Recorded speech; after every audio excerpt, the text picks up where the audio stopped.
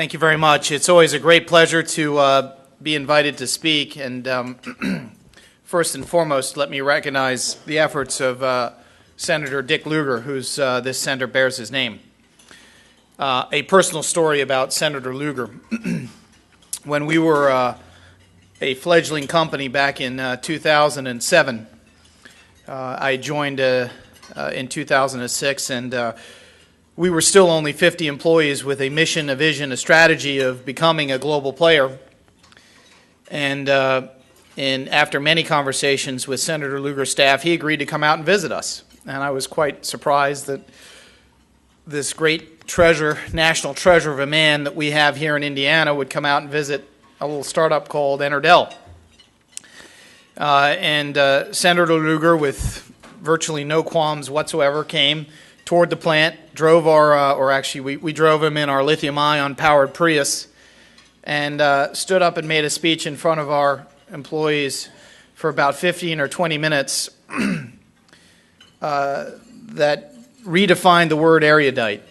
And that's the sort of vision and leadership I think that we could do with a lot more of, and I'm truly honored and humbled and thrilled to be able to be here with you today to share with you some of my stories.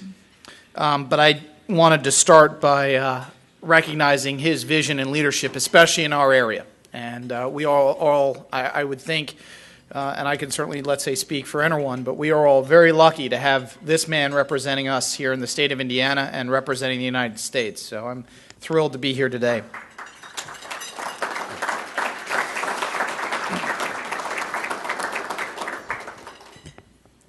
One of the things I think that would be very important, I certainly acknowledge that the only thing separating you from dessert and coffee is me, and I don't like to usually get in the way of food. So one of the things I would like to do is keep my prepared remarks punchy and short and have this be more interactive.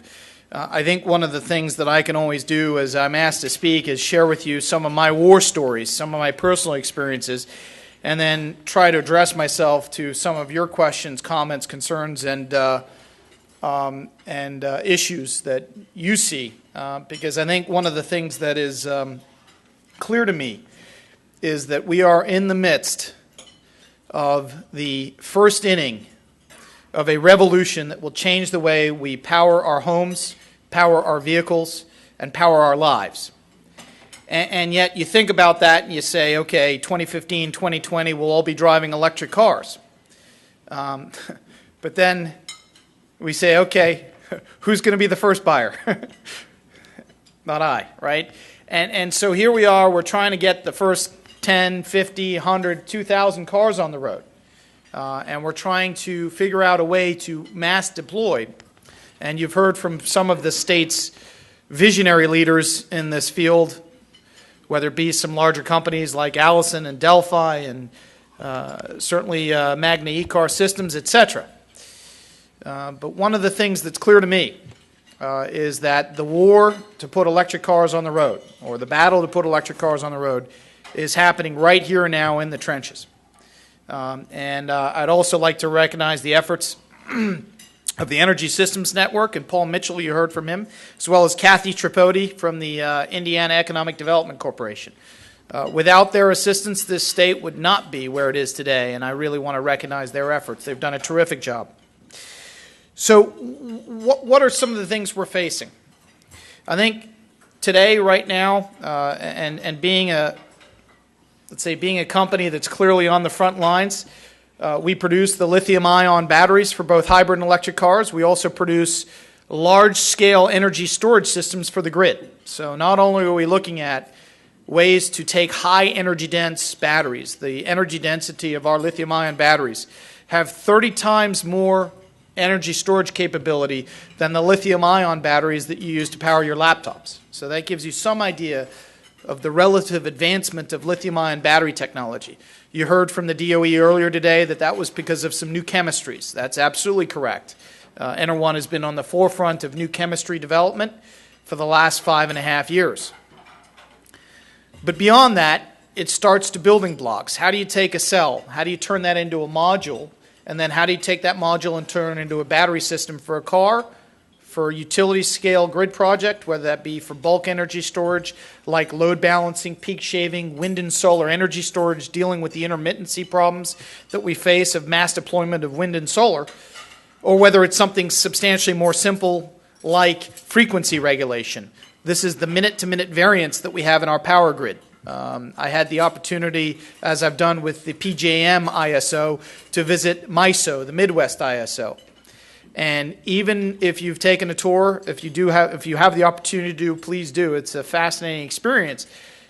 But even there, you can see that the grid is supposed to operate at 60 hertz, and yet you're there for 20 minutes and 59, 59.9, 59.8, 60, 60.1, et cetera, you can see the minute-to-minute variance in the grid. That's a real challenge that we have here in the U.S. So the technology that we have, that we developed for hybridization of the automobile, i.e. rapid charge and discharge cycles, having a battery that can cycle at very high rates, is that same technology that can be used to help with grid stabilization, or what we call frequency regulation. So that's the wonderful nature of why we're seeing convergence of a lot of these new technologies, not just for automotive, but for grid as well. And so we're addressing why I started my speech by saying the revolution. The revolution is here because we're looking at huge potential end markets. Okay, why is the need for this? Well, again, you've heard this throughout this morning's presentation. Dependence on foreign oil, a major and crucial problem. 19 million barrels of oil consumed daily in the United States, 70% from transportation. The issue clearly remains not just in light-duty automotive, but here an important subject here in Indiana, medium and heavy-duty trucks, the ability to transport goods and services across the U.S.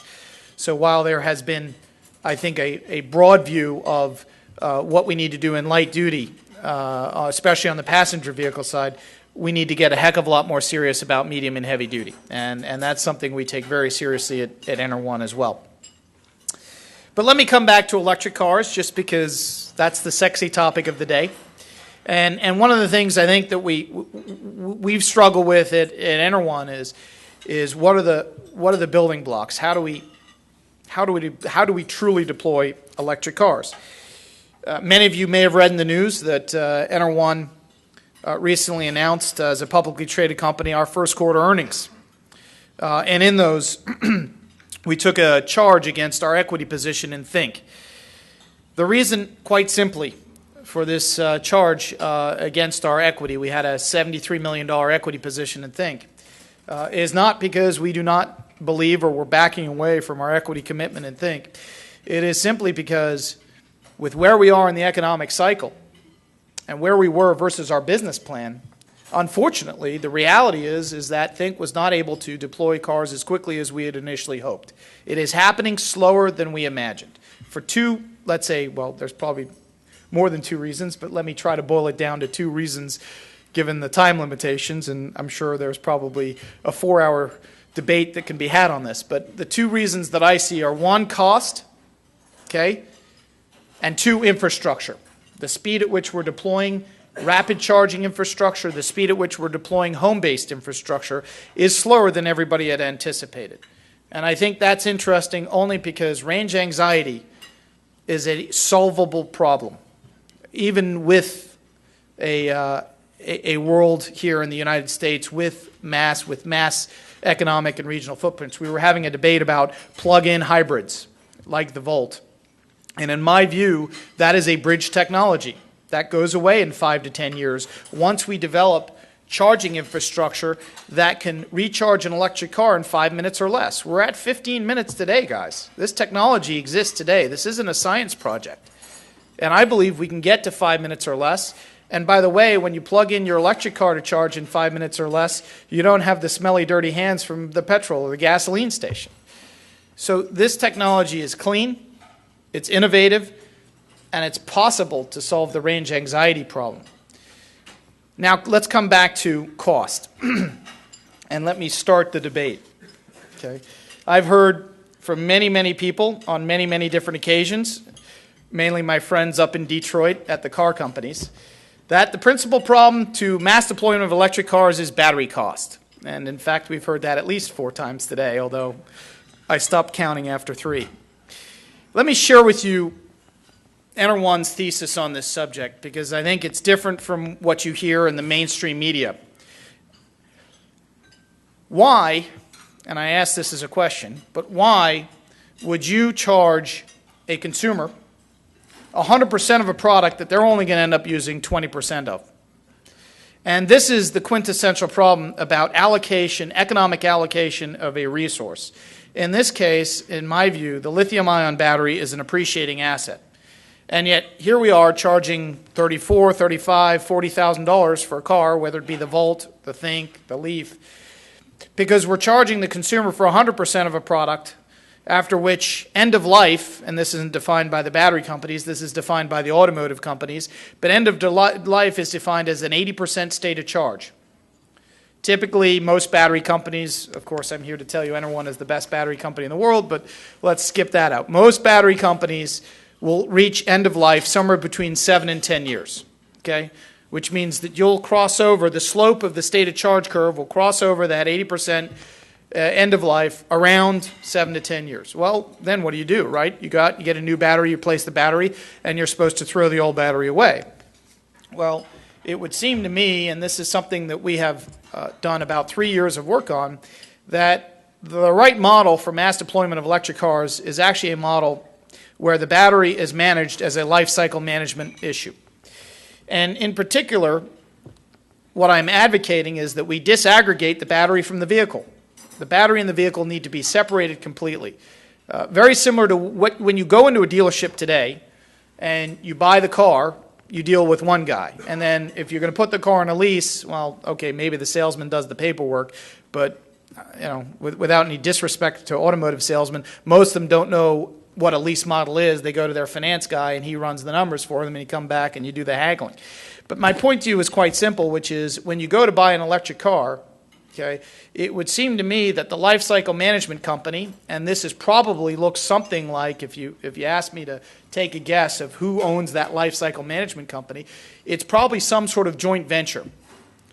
It probably involves the utility, for sure. And the utility will most likely have equity in this life cycle management company.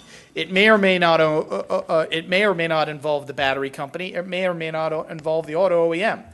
Car companies care about designing and selling cars. Battery companies care about designing and selling batteries. But yet here we are, and we need to solve this problem, because this is the quintessential problem, in my opinion, to mass deployment of electric cars.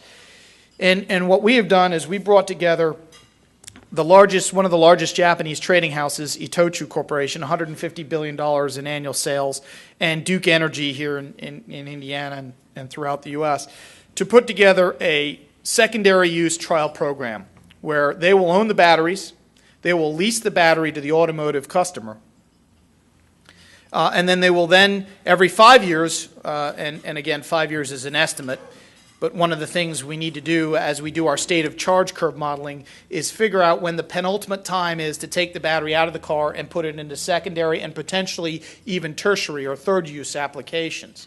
And I'll tell you some of what that looks like, because this battery will have a very long right tail, okay? Meaning its end of life may be 20 years after it comes off the production line.